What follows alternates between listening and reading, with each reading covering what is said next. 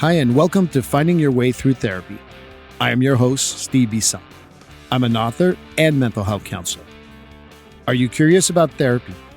Do you feel there is a lot of mystery about therapy? Do you wonder what your therapist is doing and why? The goal of this podcast is to make therapy and psychology accessible to all by using real language and straight-to-the-point discussions. This podcast wants to remind you to take care of your mental health, just like you would your physical health. Therapy should not be intimidating. It should be a great way to better health. I will demystify what happens in counseling, discuss topics related to mental health, and discussions you can have with your therapist. I also want to introduce psychology in everyday life, as I feel most of our lives are enmeshed in psychology. I want to introduce the subtle and not so subtle ways psychology plays a factor in our lives. It will be my own mix of thoughts as well as special guests. So join me on this discovery of therapy and psychology. Hi, and welcome to episode 10 of Finding Your Way Through Therapy. I am Steve Biso. Today, we're going to talk about anxiety. And I got to tell you that I met this person through social media. And this is something that's brand new to me. This is actually my first interview for this podcast with someone I really didn't know until social media. And then hopefully this interview goes well. Agi Heale is a certified professional coach, PCC, and NLP practitioner.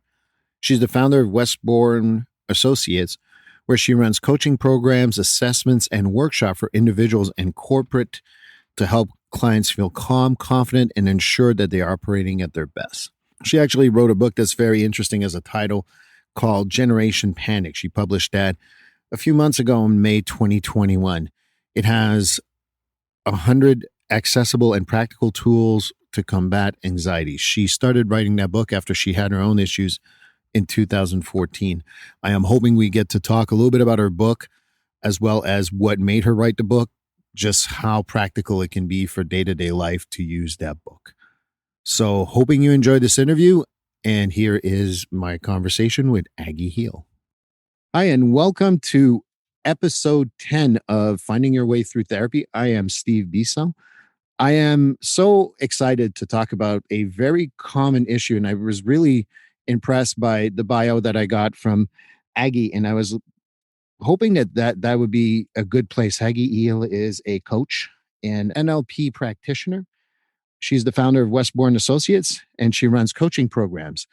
And she's recording, it's the morning where she's at, and I'm about to go to bed. So it's kind of a fun thing to have. I mean, you're based in Singapore, correct? Yes, absolutely. Yeah, so a very sunny morning over in Singapore. It's been raining all day around here in Massachusetts. But I'm very excited because I exchanged with her online, was very impressed. I didn't get to get the book. I kind of perused it through, the Amazon special, but I was very impressed because I thought it was a great story. I think it's a story that people can relate to. And that's why I wanted to have Agi Heale here. So Agi, welcome to Finding Your Way Through Therapy. Thank you. Thank you so much for having me on, Steve. It's good to be here.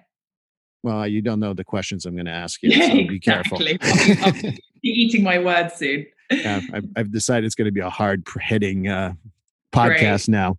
Chuck it at me. I'm good to go. See, you love the attitude. The first thing I always like to know from anyone I interview is knowing more about them. So tell me a little bit about yourself, what kind of background you have, and just the general stuff. We know you live in Singapore now, so just give me a little bit of your background. So to go back slightly, well, I was born in the States, so I have an American passport as well as a British, although the accent betrays me a little bit. We then moved to Hong Kong, where I grew up for about 14 years, and then have been back in the UK since then. Studied in the UK, started work in the UK, but 3.5 years ago, my husband and I, and at the time a 5-month baby, moved over to Singapore. And yeah, we've been here for the last 3.5 years. It's been a great move for us. We have 2 kids now, and this really feels like home. This feels like where we're meant to be. But that's a very, very short overview. I was wondering if your accent was from Kentucky or Arkansas, but I wasn't too sure. No, definitely British. But what part of England did you grow up in? Well, when we moved back to the UK, my parents were split between a place called Bath and London. And I went to university up at Leeds and then lived in London myself. But I don't know, I feel like the first dance at our wedding was called Home is Whenever I'm With You. And I think that really resonates with me, that it feels quite fluid to me. You know, wherever I am is kind of where I set up camp. And if I've got the right people around me, or I've got the right, I don't know, the joys of technology, even that we can do something like this, it kind of feels very fluid. Home as a concept to me kind of changes. So I don't really kind of latch onto one place in the UK that feels like home. I visited the UK when I was about 14, 13, I can't remember. And we did go to Bath. So I actually know where that is and I actually been there. Amazing. It's a really beautiful city. And yeah, maybe we'll end up there one day. Old Roman, like the most beautiful architecture, the Roman bars. Yeah, it's a pretty special town and welcomes tourists when they can fly, when they can come. You know, and I like what you said about home being where you're, you talk about your spouse, but home Mhm. is where you make it, right? And what I feel like a lot of people sometimes forget, and including myself, is that being a Montrealer born and raised, but living in Massachusetts now for like 21 years, when people say what's home, I say both. Both are Mm, home. yeah. Just a different type of home where when I speak French and when I speak English. But I get what your concept, and I think Mhm. that's something that people can really relate to also because we got all get homesick. Yes. And, you know, the last 18 months have been hard for so many people. I mean, homesickness is something that I've definitely felt over the last, year plus. Yeah, it's a very interesting concept. It's also interesting whenever I go back to the UK, I feel like I'm going home. But then also on the return flight to Singapore, I'm also going home. So maybe I'm just lucky. I've got many places that I consider to be special and important to me. And I think that that's the important part too. You talk about your spouse. You've been married for how long? Oh, 7.5 years. Wow. Okay. And two kids. You're living the dream. Exactly. On some days. Yes. So you didn't tell me what you studied. What did you study when you were in school? I studied English literature at university, which I absolutely love. There was a part of me that was considering doing languages and business, but I've always loved reading and the kind of worlds that you can get transported into.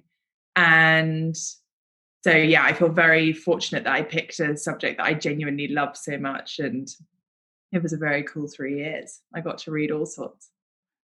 So, for someone who doesn't read a lot of English literature, because I read a lot of French books but I haven't read a lot of American literature or English literature in general. What is your favorite author book? Oh my gosh. Well, that's the question, isn't it? See, I told you it'd be hard hitting. Yeah. I don't know which one to pick. I mean, it changes. That's the beauty of reading, is that you've got so many options and outstanding literature from all over the world. A book that I've read relatively recently that I absolutely loved was A Suitable Boy. And it's just beautifully written about life in India and going through that process. I mean, yeah, you've picked me today. That's the one that's popped into my mind. And I'll and find another one tomorrow. and that's the beauty of life, right? We can change our mind without notice. Yes, indeed. Indeed, indeed. So, we talked a little bit of your book, but we're going to get back to that. But what I know is that, anxiety really struck you at some point in time in your life. So, can you tell me more about when you first had that, how should I say, experience, and how did it feel and how did you react? So after I finished university, I just to give you a little bit of context, I moved down to London and started working in financial services recruitment, which was good.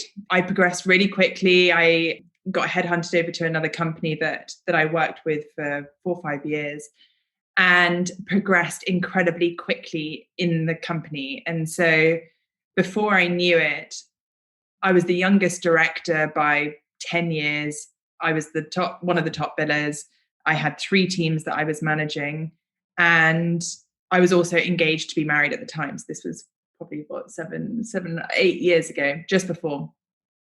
And I ultimately, without realizing, I didn't have the terminology or the understanding of what was happening, but I got to this point where my body just took over and reacted. I just couldn't handle it. There was just too much going on. And because I didn't have an awareness, I'd missed all the signs, I think, that had led up to that point. And instead, I was completely and utterly blindsided with a panic attack that I had no idea what was happening to me. I was so confused. I was terrified.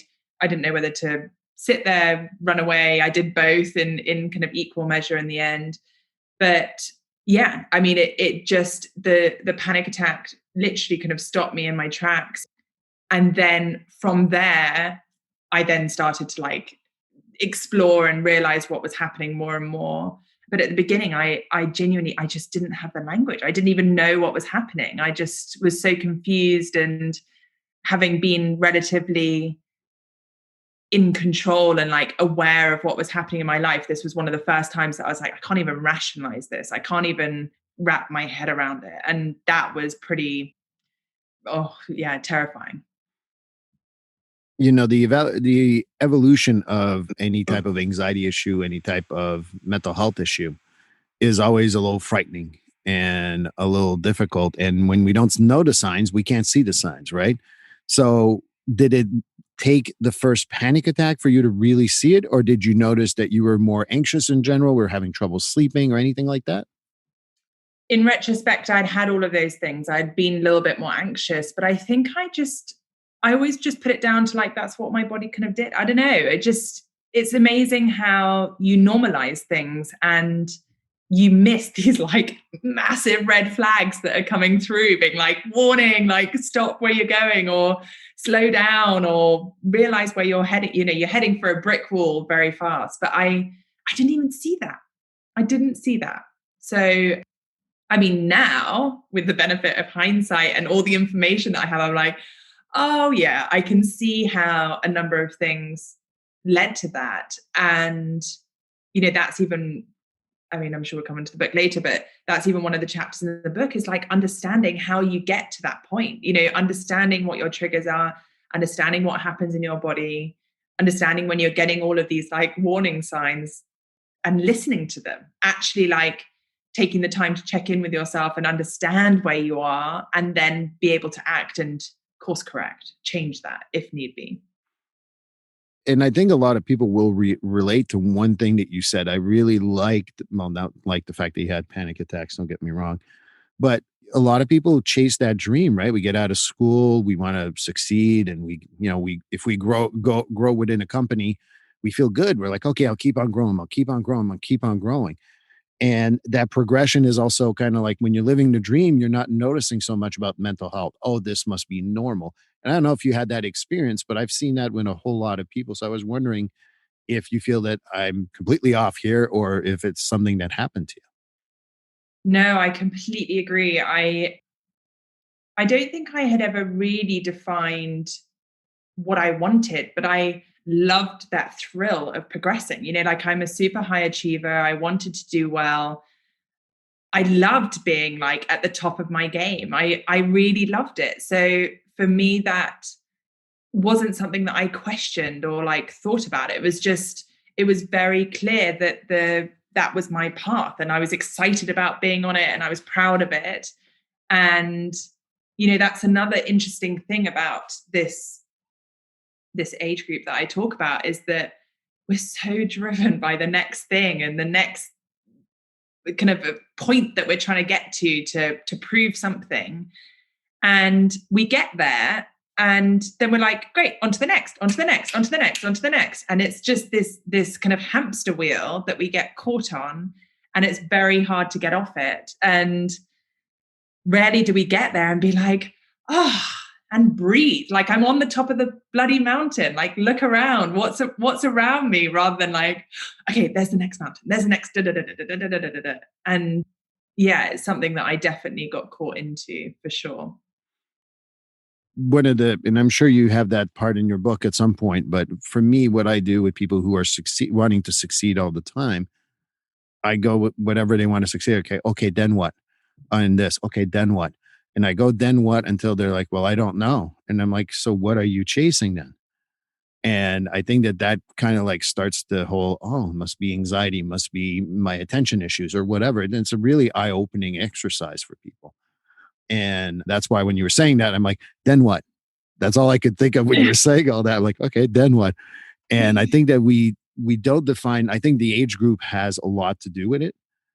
And I also think that we are in general in a westernized cultures, we're thought that if you start off as the janitor, well, you're supposed to be temporarily a janitor. You got to go to the next step. And what's the next step? I don't know, but and so on and so forth. And then you're the president of the company. And okay, then what? You're the CEO. Okay, then what? At what point are we satisfied with our lives being the way it is? And I think that that's a lot of the anxiety that westernized cultures, particularly I would consider the adult age. Then once you hit that, and I say that, but I say that with a grain of salt. Once you hit your 40s, you kind of go, all right, maybe this is it. And I think that you're more satisfied with where you're at. But I think it's something that, young people need to learn that you can reach for whatever you want. But at what point is it going to be enough for you? And I think that's a great lesson. And I really appreciate you saying that. Yeah, I just love what you've just said.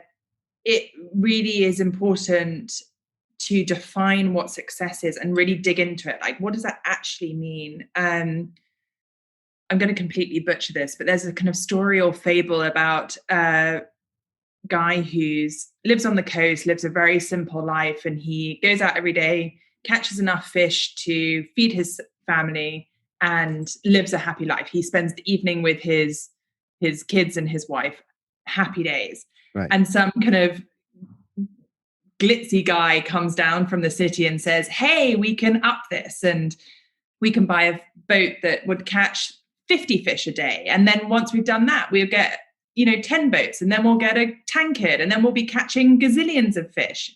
And he's like, but then at the end of the day, after I'm catching gazillions of fish, I'll still want to just come home and play with my wife and kids and eat one fish for dinner. So is it necessary to go through all of those things to, I don't know, get round full circle? And, on a personal level, so after my panic attacks died down and I felt like I had more and more tools to handle it, about a year later, I resigned from the role because I got to this point and I thought, is this it?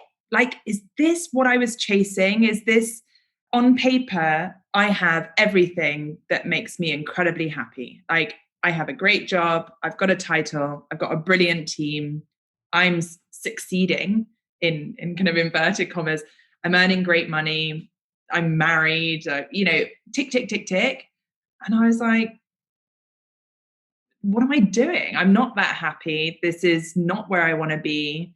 Long term, am I still going to be working for these guys? And it's just not fulfilling. But I hadn't ever realized in that chase, in that, the kind of rat race, that actually when I got there, I looked around and I was like, like, is this really what I was heading for? Is this what had got me so fired up? And I'd lost sight of that. And I think this is very common among particularly this kind of, 20, 30 young 40-year-olds. But actually, yeah, it comes up time and time again, even across different age groups, of where you think you should be or what other people are defining for you versus actually what's right for you. And listening to, again, Finding Your Way Through Therapy. Again, I'm sitting here with Agi Heale. We're having a great conversation about anxiety and, where it came from for her and how we've now maybe slightly overgeneralized, but nonetheless, I think there's a lot of valid points in what we're talking about in regards to happiness and the pursuit of happiness and what does that mean.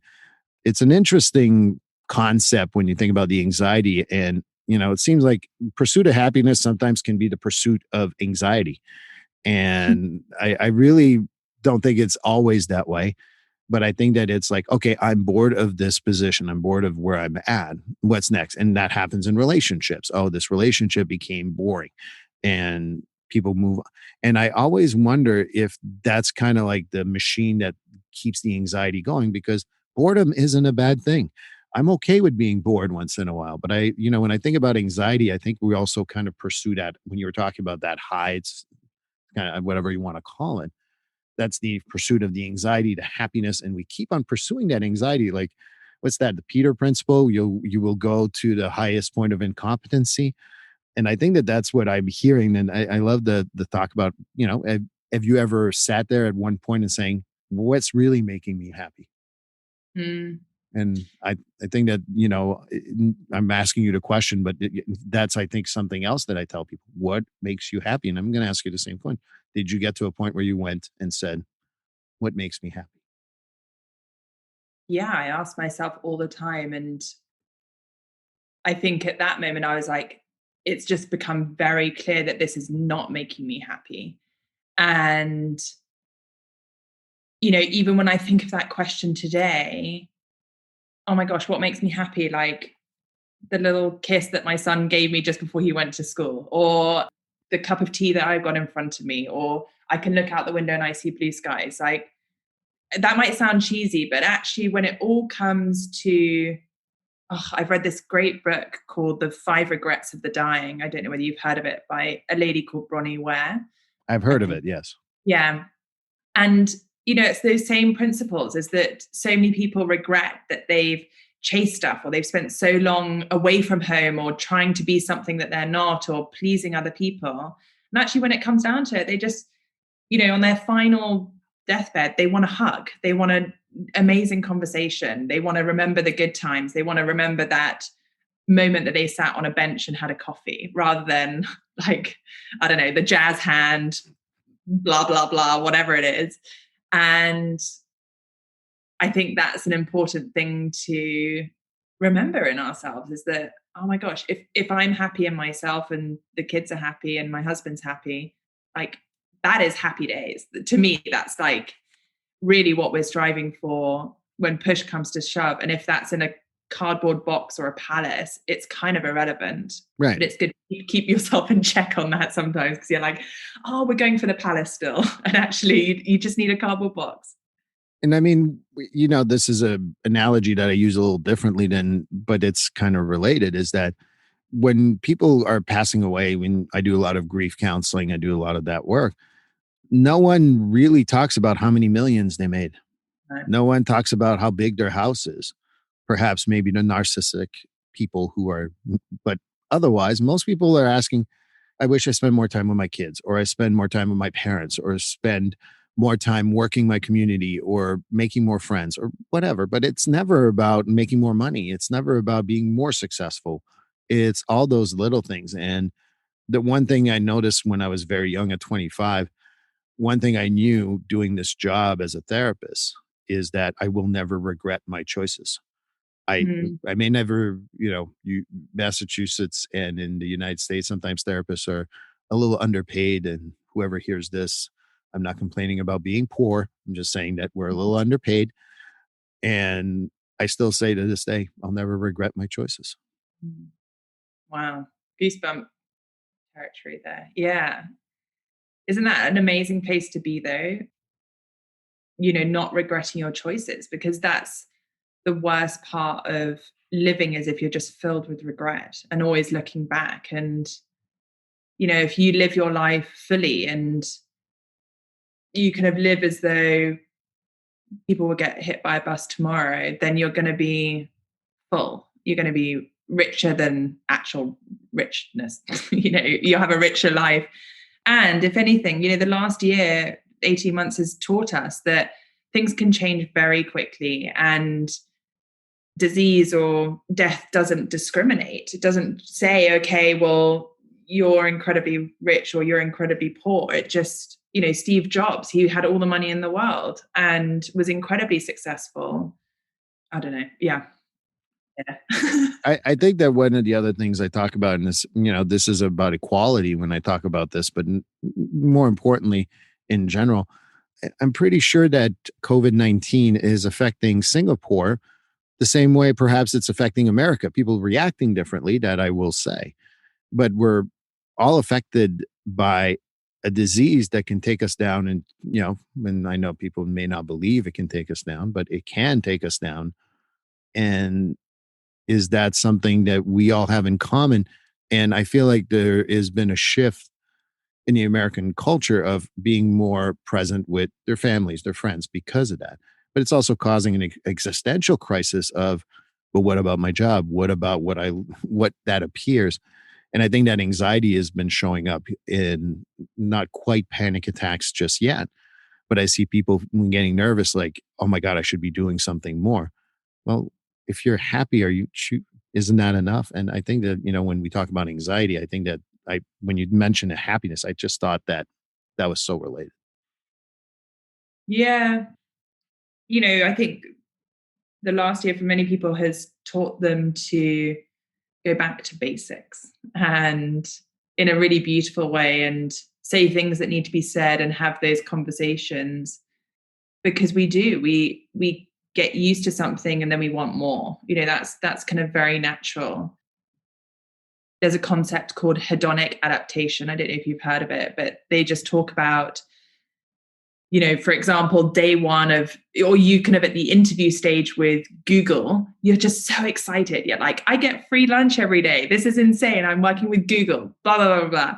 And then a year down the line, that becomes so normal and you're so used to it that it's not exciting anymore. And then you're looking for the next one. And actually the trick is going back and reconnecting with the person or the part of you that was so pumped from the get-go. And that's kind of, when I say back to basics, that's almost what we've done with families or with our lifestyle. Is it's kind of like gone back to that, okay, actually a night in with a nice dinner is kind of good. Or watching a movie on any streaming Yeah. service that you wish, or, if you still have cable, like some people do. But I think that sometimes it's okay to watch Alice in Wonderland for the 50th time. And Yeah. I don't think we were there maybe 19 months ago. No, it's just getting faster and faster. And I think that's where anxiety really pops up is, well, for me anyway, is when things get so fast and it's that kind of out of controlness that throws me and I think a lot of other people from the conversations that I have regularly. Yeah, and particularly at the moment, things are out of control. People are not able to predict things, whether that's like when we're coming out of this or how we're going to do that. And people, as you said, people are anxious about their jobs and money and their health and relationships and death. Death is one of the biggest fears across the board. So that feels very real for people. And anxiety is at an all-time high. I mean, God knows the impact that this is going to have long term. This is going to unfold for years. And yeah, I'm so thrilled that Generation Panic is now out in the world and able to give people a place to combat it, to feel like good and not feel overwhelmed and not feel on the back foot. And that's exactly where I was going. Again, we're listening to Agi Heale, and I am Steve Bisson on Finding Your Way Through Therapy. I thought this was a great point. You talked about one of your chapters in Generation Panic about how to get to that point and where do we know. So I wonder if you can tell me more about, maybe not the whole chapter, don't spoil it for all of us, but tell me more about that, because I thought that was a great segue to, after thinking about everything we've been through in the last 18 months. And unfortunately, and maybe I don't want to be, I'm a realist, like you said, a few years. I don't think that we're done by any long shot that this is going to affect many populations for the next few years. So, you talk about how to get to that point. Is that something that you feel is a good jumping point so we can talk a little bit more about that chapter? Yeah, absolutely. So to give you a little bit more context on the book and how it's structured, actually, I can rewind slightly and tell you why the book came about, because when I was really struggling, I was just searching high and low for something that was going to fix me and make me feel better. And a lot of the advice that I got was kind of similar. Like, go and do some meditation. And I would sit down and be like, what am I meant to do? I don't even understand. I can't sit still. Oh my God, oh my God, oh my God, what am I'm doing this all wrong. And I couldn't calm. I couldn't still myself enough to kind of even try and get into it. And that left me feeling pretty crappy because I was like, everyone else seems to be nailing this. Like, why am I doing it so wrong? So what I wanted was one place that I could return to as and when I needed it, dip in and out of it, and take what I needed. And that might change in any given moment. You know, what I need today might be very different for the situation or what I'm facing tomorrow or a week or a year from now. And so having a range of things that I could choose from. Like, I'm not determining for you, Steve, if you were to read the book or to, you know, if you're feeling a little bit on the back foot and you want to dip in, I'm not saying, okay, you must do meditation, go to chapter, whatever. It's like, here are all the tools that you could consider. Now you get to pick a mix. Like, you get to dip in and choose, like, you're a chef, you know, like, you pick a mix, what's going to make the best meal for you right now.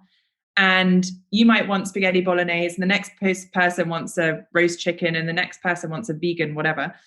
And they get to choose. They get to pick what parts are most relevant. The So book, just before you go on, so you're Mm. telling me that you don't become someone who practiced Buddhism within half a second. I'm having a panic attack. Let me become a Buddhist for a second. I tried. I was like, make me a Buddhist. Oh my God. Like, give me, what have they got? Imagine I'm sat on that mountain, I don't know, having an out of body experience. And I was like, I don't even understand how they get there. Like, I can't even wrap my head around it. And I'm a very like conscious mind person. Like, I'm very rational. And so I couldn't even understand the jump to that. And that in itself kind of spun me out and almost made me more anxious because I was like, I'm just not getting it. Trying to solve your anxiety made you more anxious. Yeah, kind of. And the irony, right? Exactly. Yeah. And things I was reading, either someone who had anxiety and therefore was from a very personal perspective, or it was someone who was, you know, a PhD in whatever and had written a paper on one technique, or, you know, a coach who had written one book with one technique only. And if it didn't resonate with me, I left feeling a little deflated. And so for So how me, did you? I So I want to know more about the whole structure of the book now, because this is very interesting to me. So there's 47 different chapters, and each chapter follows the same structure. So it always starts with a quote. It then gives you a snapshot, so like what we're even talking about. Then importance to GPers, generation panickers, as I call them, like why we're discussing this topic. So why are we discussing mindfulness and meditation, which is one of the chapters. And then it moves on to jump into action. And in jump into action, there's maybe like, I don't know, between 3 and 8 different like techniques, tips, things to consider, different kind of tidbits and gems. And then I briefly discuss my experience. So I give you context of, okay, this is where I really struggled, or this is a tool that I use again and again, or this is why I love it, or this is how it's had an impact on me. And then finally, I just say go for it, which is basically kind of like a recap of the chapter or what they need to remember. So the chapters all follow the same structure. And there's also an illustration with each chapter, which are these cool little egg-like characters that accompany the reader on the journey. And so what I like about the structure is that it's very clear. You know, when I was really struggling, I didn't have the capacity to take on huge amounts of information and wade through books and reels of info. And so if you're really struggling, you can literally flick open a page and take one paragraph, and it's very clear how you can then apply it. And so it's really simple, it's really accessible. And yeah, as a result of that, I really hope that it becomes like a companion for people, like something they genuinely can return to and just be like, oh, I've got a big meeting coming up, I'm feeling a little anxious about it, dip in quick, take some things and like go and apply them. Or I'm going to dinner with friends that is making me feel a bit on the back foot. What's one thing I need to revisit? Well, what I got to tell you, the thing that I meant the most when I don't even know what to call social media anymore, met you. I don't even know what to call it. But what I meant the most is that you talk about your experience. And I think that what a lot of practitioners forget, a lot of humans forget, is that if you share your experience, you're much more relatable than if you're just like, here's 47 chapters of stuff, read. And I think that that's probably the personalization that probably is going to, I love that personalization and being clear, and the structure is the same, and really, really helpful for a whole lot of people, especially listeners of this podcast. As a therapist and as a human being, I try to share my experiences if I have any. I don't say they're equivalent to other people. I just say it's my experience. And I think that for a lot of people, they tell me that's what makes it real. That's what makes it more relatable. And I really, when when you first told, I can't remember, was we were on social media and you talk about, I explained my personal experience. I'm like, that's exactly what I want. I want people to be personal. No one wants to be cold and here's a 47 page essay from a doctor or someone completing their doctorate at Harvard or something like that. So, and I just panicked a little bit when you said, it's a GP. And I'm like, oh, Lewis Hamilton's in this. So for those who like auto racing, we'll get that. Otherwise, it's just a good joke for me. But tell me more about what also, when you think about the structure of the book, what do you think people will be drawn the most to? Do you think it's the experience? Do you think it's jumping in, giving that quote, or those examples of what worked for you? Which one do you think is going to work best for people? I have no idea. I think that horses for courses, as in like Joe Blogs in Hawaii might find the kind of just one tool in one chapter the most impactful and resonant thing for him, whereas Joanna Blogs in New Zealand might find like my experience the most interesting. And again, that might change. Like you said at the very beginning, things can change, and this book gives them permission or like the freedom to change it. If one thing works for them today, then great. Like, who are we to judge what that is or what that looks like or how that shows up? And yeah, so I don't know. I get amazing messages now. I mean, it's been out in the world for 2 months, and I get incredible messages like, oh, I love this part, or this part was just so cool, or this part really helped me, or I've just used X for Y. And it's all different. It's not like universal. Everyone comes to me about chapter 3 and says, that's my chapter. When I think about books, I wrote my own book. It's the same as my podcast. I have my personal favorite chapter in there, my favorite part of different chapters. Do you have a favorite part of your book? The part that I always come back to, I think because of that shifting quality of it, that it can change. The part that I always come back to is the conclusion, because it's super short. It's like a page or 2 pages, but it just feels very hopeful, and like there's a happier and easier future for a reader. And to me, that's the most exciting part, is that obviously I'm biased, but in my opinion, everything that you need to feel good in the face of anxiety is in this book. And so therefore it's like a real call to action. Like, we're in this together. You are not alone. There is hope. Things can change. Things will change. Whereas in terms of the techniques, they flip and change. One chapter that I always return to is breathe deep, just because breathing for me is the easiest way to control how I'm feeling in a situation. And when I feel anxious or on the back foot in some way, my breathing gets much shallower, very high up in my chest. And I always need to remind myself to kind of push it deep and kind of bring it back down. And so breathing is like one of my fundamental, foundational, if I'm ever feeling on the back foot, before a call like this, I wasn't even feeling anxious, but like try and put myself in the best state to have our conversation. A couple of deep breaths, not even a couple, just a couple of minutes of deep breathing. So that's my kind of absolute go-to if I had to pick one kind of a real chapter in comments. And we're recording this in August of 2021. Her favorite part will change, and that's Yes. okay. I just want to make sure, because my book, what I say that my favorite is now might change in a few weeks, in a few months, in a few years. I have the right to change. But I'll tell you what made me smile the most. And I don't know, obviously no one can see us but me and you right now. But when you said, it's hopeful, it gives you hope. Mm-hmm. And I think that most people, that's all they want in life. They're not Mm-hmm. looking for, you don't offer a magic pill. You don't offer, well, no, chapter 7 is going to solve all your problems. You're good. I love the fact that it's hopeful and realistic. And I just want to give you that feedback about the hopefulness. And I don't know if you have any thoughts on hopefulness, but that's what I think we all want. I agree. I think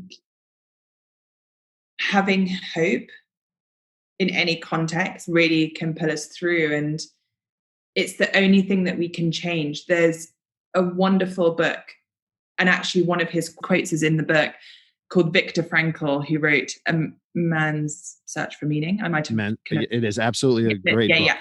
And it talks about his time in a camp as a Jewish prisoner. And actually, when everything is stripped away, when everything is taken away from him, hope is really the only thing that he's left with. And hope, that ability to decide how you are feeling in a moment, like that's his choice. That's the hope, the freedom. And yeah, that's, actually when you take everything away, whether that's through someone else doing it to you or even from yourself, is that when you strip everything back, hope is like the heart, really, isn't it? It's like the absolute core of what I think will get you through the hardest moments, the hardest times. I think that when, I've recently read Man's Search for Meaning by Frankl, and it, boy, is it powerful and difficult to read at the same time. And I think one of the chapters talks about people who survive those concentration camps, particularly Auschwitz, weren't the ones who were healthier. It's the ones who always had something to hope for. And I can't remember his exact words, so please no one sue me here. But I think that that's what you're talking about. And I think that when you have anxiety, it seems like everything, your body's affected, your mental health is affected, your spirit is affected, and it feels very hopeless. And having that hope when you're having, in Generation Panic definitely gives that hope for people to read. I think that really helps tremendously. Agreed. Absolutely agreed. Yeah, highly recommend someone to read that book. It's a very good one. Yeah, it took me 3 months because some of the parts in when he's in Auschwitz is like, whew, tough to read. Yeah, it's very hard reading, but it's essential reading. It's important to read it. Right, absolutely. And again, listening to Finding Your Way Through Therapy. Again, we're having a great conversation. Me and Aggie are talking about Generation Panic, her book. And, again, maybe I can come back to the question you were wanting to talk more about the structure, and I wanted to give you that opportunity. But, how to get to that point. And you talked about a little bit of how do we get to that point. You said that earlier. So I'd love to hear a little more about that chapter and how was that to write when you're thinking about your own history? Yeah, sorry, I went 15 minutes later off on a complete other track. If you think that affects my audience or me, I love going off track because that's how we get to know people, and that's what it's all about. Good. So yes, the chapter is, there's so many things that come into that. The chapter as a whole is really understanding fight or flight and what happens to you in that situation. And I didn't even understand the physical side of what happens in that moment, because it's quite incredible that our body is able to protect us. It's just often misinterpreted the threat. So historically, when it was the saber-toothed tiger in front of you, great, you either fight it or you flight, you flee, or you freeze.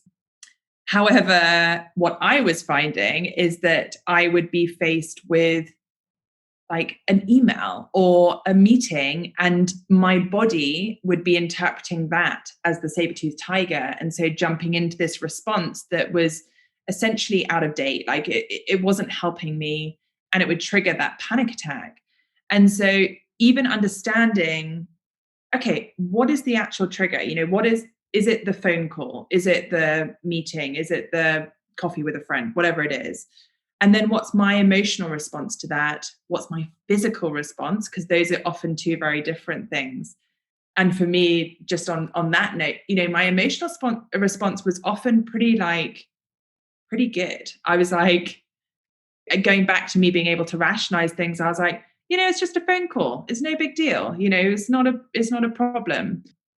Or thinking about public speaking, which a lot of people hate. And I have Most worked common very hard. fear. Yeah, exactly. I've worked very hard to try and improve mine. I can rationalize everything. I'm like, it's just 5 minutes. The audience are on my side. It's no big deal. I'm going to picture them all naked. It's going to be over before I know it. But my physical response, and this is where I think it becomes very interesting, was completely different to what I was kind of telling myself in my Right. head. So, physically, before I would stand up on stage to do something, my palms would sweat, my legs would start to shake, I might go blank in my head, I wouldn't be able to think straight, which to me are all signs of feeling anxious and that kind of rising panic. But as soon as I had an awareness of those things, I'd be able to catch it much earlier. And so even just having an awareness and writing these things down, like even in that moment, what am I proud of? Okay, I'm proud that I still stood up on the stage and did what I needed to do. Or I'm proud that I could have plowed on when I couldn't remember my way, whatever it might be. Right. These things, knowledge is power. The more that we can understand what happens to ourselves and connect with our body, because I think our body gives us more information than I ever realized. And I just ignored all of those things. I was like, well, I've got sweaty palms. Oh, my heart rate's increased, whatever. It's just like, I don't know. It's just my morning. And ignoring all of those things by understanding what they were for me and getting clear on my physical response and emotional response, it, yeah, it's revolutionized my thing because I can catch it so much earlier. And sorry, just one more thing to add. What's difficult, I think, is that people off, and myself included, is that I was trying to fix it when I would already gone too far. It was so reactive, just trying desperately to scramble to fix it. And actually, if we kind of rewind slightly and tool up in advance, the extremity of that, or how far you go down that path, is going to change, or you're going to know where you're getting back to. That's even half of it. Where's your center? Where are you feeling good, and what are you what are you Right. aiming for? It's that defining that, because hard times will always come. There's a story of a Japanese master, and all of his students are like, you never seem to get rattled, you never seem to get off center. And he's like, I get off center, I just know how to get back there faster. So everyone is going to have things, even these people we put up on pedestals, these famous people or amazing whatever entrepreneurs, business people, they all have their wobbles. How quickly can they get back to center? I'm a big fan of neurological stuff, and I was thinking about what you were saying. And I tell people that, when we get into a panic disorder, panic attack, anxiety attack, it's when it's stuck in our midbrain and fight or flight or freeze is kicking in. What you're doing when getting tools, just like Generation Panic, you start creating a neural pathway that moves all the way from your midbrain to your cerebral cortex and your more of your conscious thoughts. And I Mm-hmm. think that having 47 different chapters and, I'm saying 47 different techniques, but obviously there's probably more, is really what I like about it too, is because you have access to what works for you at the different times. And you can create that neural pathway that I can get out of this, which is really the key to a whole lot of people. So, as you, and never apologize for talking. If I ever want to interrupt, I'm not very shy, I promise. But I also think that it's helpful for us to think about it as a neural pathway thing that we're creating. And once you see like, oh, I can control that. Yes, I want you to be anxious. If a snake or a lion comes at you, I want you to be anxious. I would love Yes. for you to be anxious. I Yes. don't want you to be anxious over things that you can handle. And that's the neural pathway that we're creating. Mhm. Yes. And our brains are so incredible. Like the neuroplasticity of them means that we are able to change it. And so when I think of neural pathways, and science is not my forte, but when I when I learned about it through my NLP, I like to think of them as like little paths that the more we tread them, the kind of deeper the grooves become. And so if you're making sure that you're treading the paths that are actually serving you rather than the ones that are not, that's going to become more familiar. That becomes your baseline and something that you'll then revert to. And yeah, I mean, we could go on and on and on here, but it's such an interesting space about essentially what you put in your head and how you create these neural pathways, and then how you can make sure that they become your kind of starting point, your center. I'm going to just ask you a question that, me and that's one of the things I'm trying to really work hard on this podcast, is that not to have the jargon. I know what neuroplasticity means. I don't know if everyone knows in the audience what is Mm. neuroplasticity. Do you have a definition that you like, or do you have something to like? I can explain it too, obviously. Well, the way that I think of neuroplasticity is I almost think of it like Play-Doh. Like it can be molded and changed, and it's that plasticness that can be plasticity, sorry, not plasticness, that can be moved about and changed and shifted. And so what's wonderful about that is that if wherever your listeners are right now in their lives, whatever they're facing, it can change. Like our brains are so incredible that they are able to update and reform.